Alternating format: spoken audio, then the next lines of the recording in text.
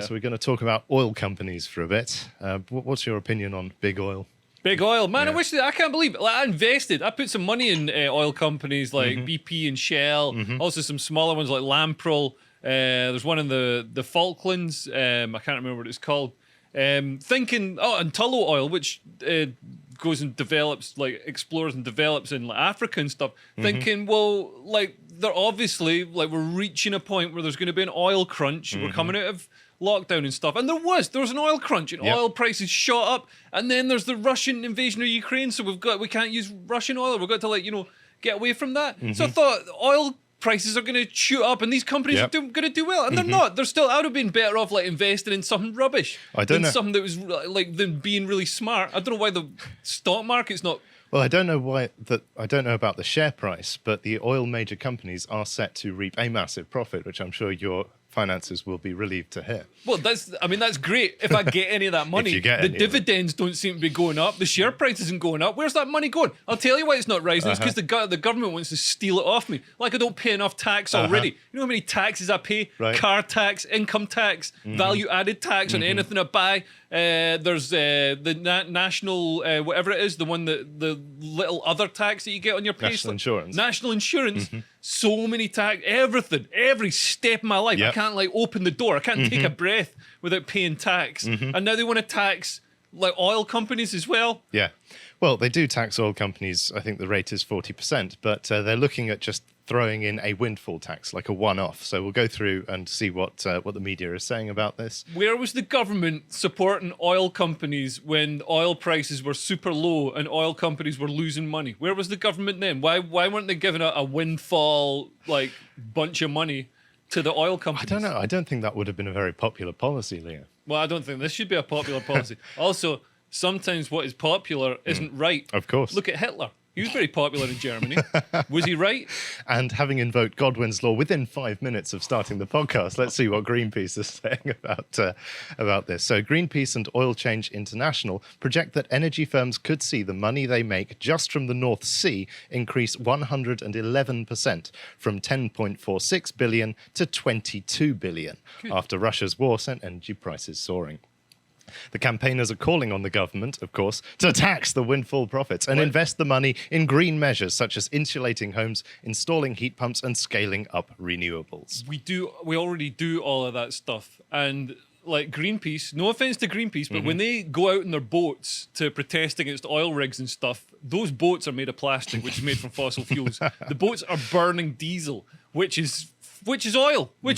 You know what I mean? And they're wearing Gore-Tex, which again is synthetic fiber. Yeah, it's all for the greater good, don't you understand? Yeah, why don't we tax lentils? Why don't we tax Instagram selfies and talking about orcas? You know what I mean? Powerful point you make there. But just to compare, 11.6 billion over the year on North Sea.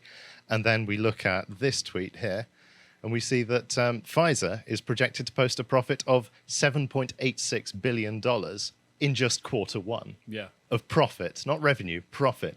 I haven't seen a single media outlet calling for a windfall tax on pharmaceutical companies. Isn't that strange? Even though a lot of that money comes from governments, comes from the taxpayer, because Pfizer and other pharmaceutical companies have deals with governments where they get money. Like look at the vaccines, for example. Yeah. Exactly. That's where the government is taking your money by the wheelbarrow full and loading it into these companies. And, don't worry about their profits. Yeah. Goodness me.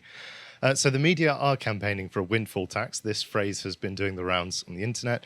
And the government are currently saying they've ruled it out, which for me is a good sign that it might be brought in over the next few months. This is classic nudge theory. They did the same thing with face masks in schools. Do you remember that whole debate during COVID? As well as the vaccine passport scheme, where they said they had no plans to do it, virtually at the same time when it was revealed that they had tendered about 5 contracts to small companies to develop vaccine passports. So let's walk through what a windfall tax means and especially how this has come about. So a lot of people now feel it's unfair that these oil companies are making so much money because the cost of living for people in Britain has skyrocketed, mainly as a result of high energy prices. And that comes from terrible long-term planning on the part of our government. Well, and it's also as a result of inflation caused by the government just willfully printing money hand over fist like they're the king of Zimbabwe. Like the amount of money that's been created in the UK since 2008, I think is just shy of £1 trillion. So that's Wow. all. Bear in mind when you create money, what you're doing is devaluing all the money that's in circulation because money can only be exchanged for things, and the amount of things doesn't change, and Yep. you don't create more things, you just create more money. Exactly. So it's stealing money from savers and Yeah. anybody's wages, because wages won't go up as fast as Yeah. inflation. It's the most insidious tax against the people you can find, inflation. It is a pernicious stealth tax. It's your moral duty to convert all your wealth into Bitcoin and gold bars and store it under the bed. But do you know that we used to have a strategic reserve of natural gas to essentially mitigate crises like the Russia-Ukraine conflict? And then Theresa May sold it all because she cited, we're living in a buy-on-demand global energy economy now. We Yeah. don't need such a thing as a stockpile. Yeah, So- look, we're getting all our gas from places like Russia and Qatar. Really nice, friendly places Yeah. that will never turn against I know, us. and there's also these lovely people in Venezuela and Iran who we can talk to, so we've got options. Scotland. Yeah, so it's aged about as well as all of Theresa May's policies, I think. British people are also footing the bill, of course, for the government's disastrous price capping scheme, which led to the collapse of multiple energy providers in 2021. This has caused bills to raise across the board, including swinging standing charges. So if we scroll down and look at the standing charges here, across most of the country, standing charges have increased by about 20 pence per day. Doesn't sound a lot, but that's a rise of between 80% and 100%, depending on where you live. London, incidentally, rose by just 8 pence per day and pays the lowest standing charges of any region. Really? Yeah, weird that. Yeah. Despite the fact that fuel poverty disproportionately affects rural areas, it was the countryside that was chosen to bear the brunt of standing charge increases, as we can see there.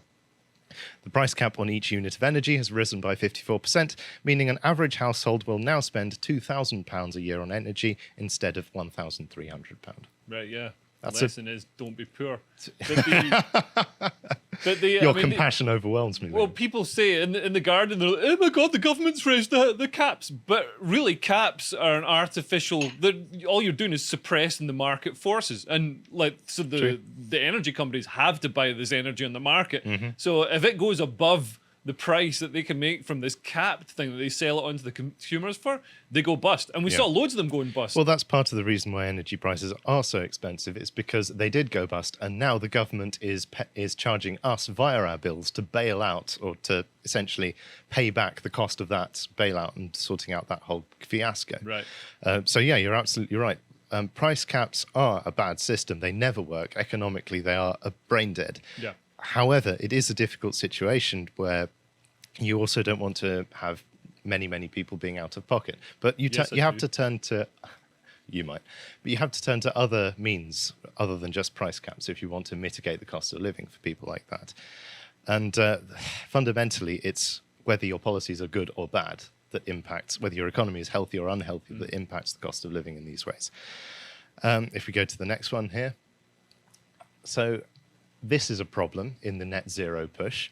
China's supply dominance and elements essential for renewable energy infrastructure leads to warnings that Xi Jinping could use his monopoly to influence and pressure Europe as it moves away from Russian gas. So much of our renewable stuff that we need to replace Russian gas, and also just to move towards this net zero thing that Yep. we need. Apparently, we don't really need it, but all this stuff, the wind turbines and whatever, we're dependent on China for parts. Yes. And it's madness because in the UK we've got exemplary engineering facilities. We can construct this stuff in Europe as well. Mm-hmm. You know, like across Europe, we could be making. I mean, obviously, it's going to be cheaper Mm-hmm. if you get Uyghur Muslim slaves to make it.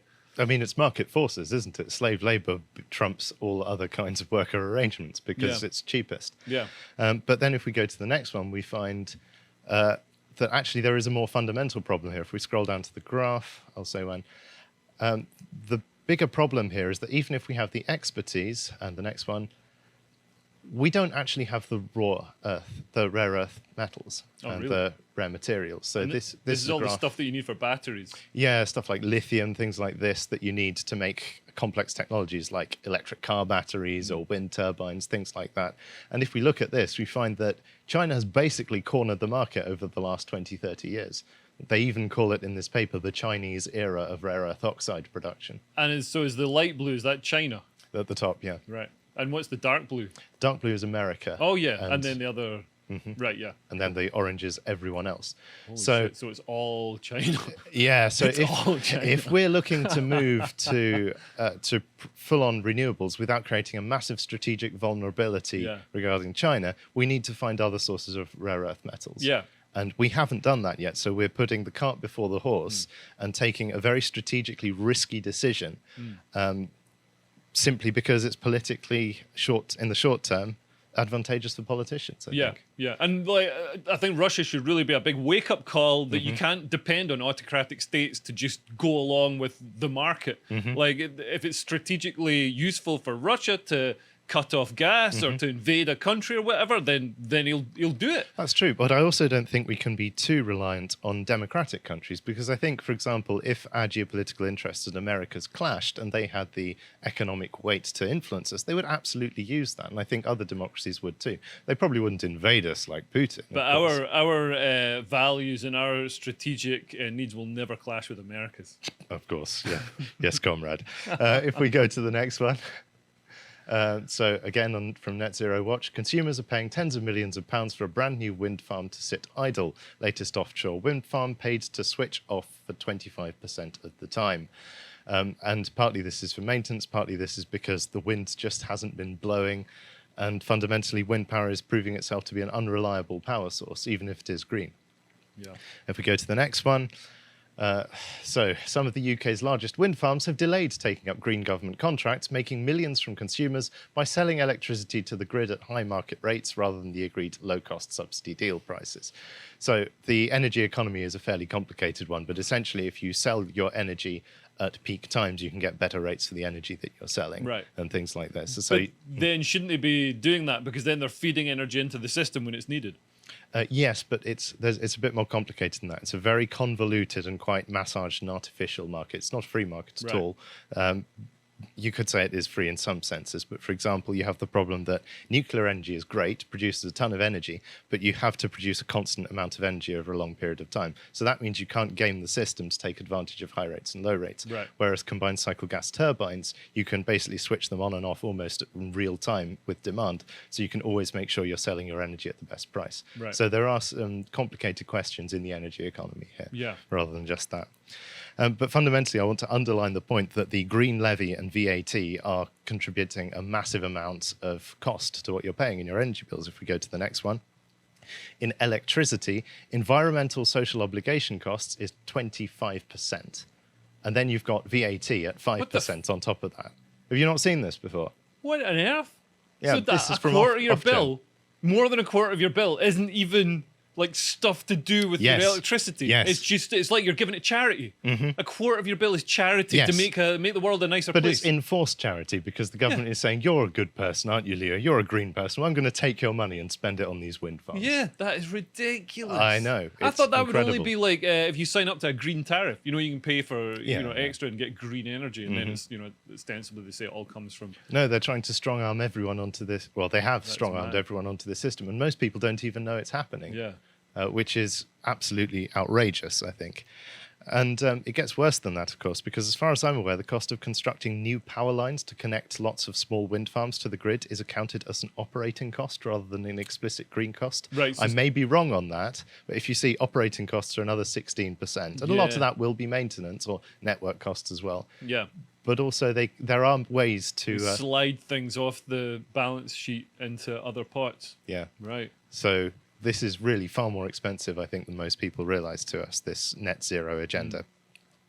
If we go to the next one, so in this article, this is from Spectator Australia, where they're just looking across the pond, and this underlines what's happened to our energy suppliers. The European and UK energy crisis has seen UK energy bills almost double since 2019, a trend predating COVID and Ukraine. Gas is primarily used for heating homes and generating electricity. Supplies are short because local supply is restricted. Fracking is banned in the UK. Global development is down due to Biden's US policy. Demand is high, renewables output low, coal phased out, and Russian supplies are interrupted by sanctions, of course. Since since January 2021, 31 British energy retailers have ceased trading because customers cannot pay their bills. The regulated energy price cap was £1,100 per year in 2019, reached £1,900 in 2022, and is likely to be lifted again this October to a record high of £2,600. With millions of households facing fuel stress, UK domestic politics has shifted its focus from climate change to energy security. For context, the average Australian electricity bill is, and that's just shy of £1,000 UK. Yeah. And the climate change, this sort of ideology, is through the oil companies as well. So you'd think people like BP would be keen on like developing oil, especially now that prices are going up. Developing oil, like North Sea oil, secure fields that we've got political control over, like the Campbell field in the North Sea. But they're not, because they've sort of, now BP is like, oh, we want to move to a renewable energy company, which is fine. You know, you can do that, but also don't forget, we're still an oil dependent economy. Not just for energy, but also for manufacturing of fertilizers, plastics, all the rest of it. So we're utterly dependent on oil. We need the oil. That's why the prices are high. So you'd think the oil companies at least would be trying to get more of it. Yeah, but it's amazing. So 10 years ago, I was halfway through an engineering undergraduate degree, and we used to go to careers fairs and speak to people like BP, Shell, and so on. And already there in their pitch to new graduates, they were saying, oh, we're going to be moving away from oil, we're moving into renewables, this and that, clean energy, presumably because that was trendy and appealing to new recruits. But there's also this corporate social responsibility angle where like the entire corporate sphere is moving towards green stuff, and big finance companies, places like BlackRock, are saying, well, we're only going to finance you if you only finance people who are green or tick these boxes: equity, inclusivity, diversity. In other words, if they're kosher, they're part of our club, corporate social responsible. And I think that's partly what's happening with the big oil companies. And they're realizing, yes, there is this diversification of our operations to minimize risks purely from oil. But also there's the political aspect there as well. Yeah. Somebody should bring out a hedge fund that specifically invests in the most evil stuff, like oil, weapons, child soldiers. Yeah, tobacco, pornography and stuff. I'd invest in that. I'd invest in that. Well, it's market forces, isn't it? Sadly, I think I would love to see that happen, not because I want to see death and destruction merchanted across the world, but because I'd love to see the rapidity with which it gets crushed. Because that will not be allowed to fly. I think it would make all the money.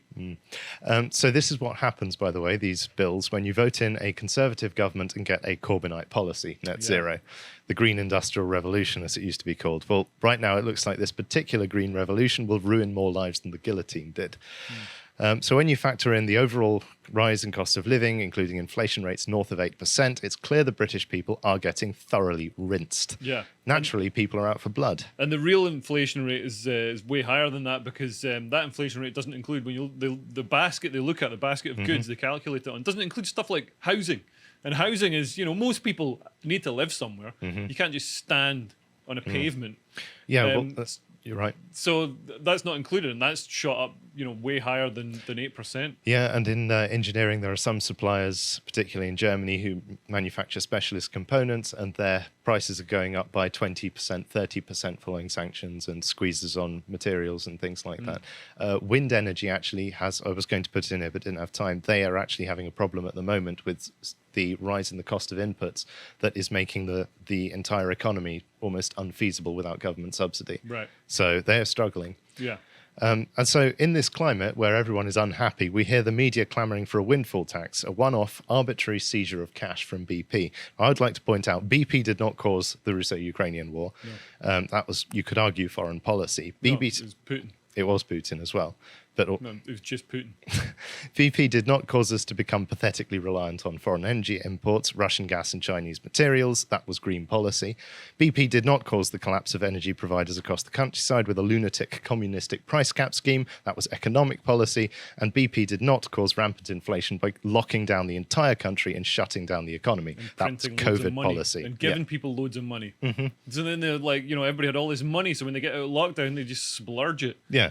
But in every factor leading to the rise in poverty, prices and economic hardship, it is the government that finds itself red-handed. So do we really think that allowing the government to seize a few billion off BP is going to make everything okay? Because I don't believe that's going to happen. Yeah, and also, this is the size of a country's GDP. Like, you know, whatever money they seize off BP or the oil companies is an accounting error. It's not, you know, it's nothing. Yeah, absolutely. Now, unlike yourself, I don't have shares in BP. I have no sympathy for BP, Shell, or the oil companies.